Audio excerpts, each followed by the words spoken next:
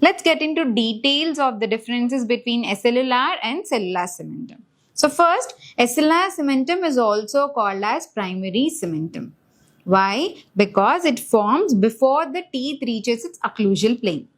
So before the teeth reaches the occlusal plane, the cementum that is formed is acellular cementum, and it is also known as primary cementum. Okay. Whereas cellular cementum, it is also called as secondary cementum, and it's the cementum that is formed after the tooth reaches its occlusal plane. Okay. So before it is primary cementum, and after teeth reaches its occlusal plane, it is secondary cementum.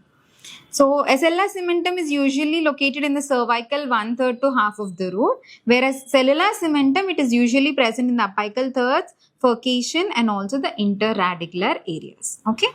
Then, no cementocytes are present in acellular cementum as we already discussed, whereas cementocytes are present in a lacuna in case of our cellular cementum. Then, Sharpie's fibers are well mineralized in acellular cementum, whereas they are partially mineralized in cellular cementum. The main function of acellular cementum is attachment, whereas the main function of cellular cementum is adaptation and repair. Okay. Then the width of acellular cementum is usually stable. It is constant throughout the life. Whereas our cellular cementum, the thickness usually varies. As age advances, there is increase in thickness. In any conditions like trauma or any resorption cases, the thickness is usually varied.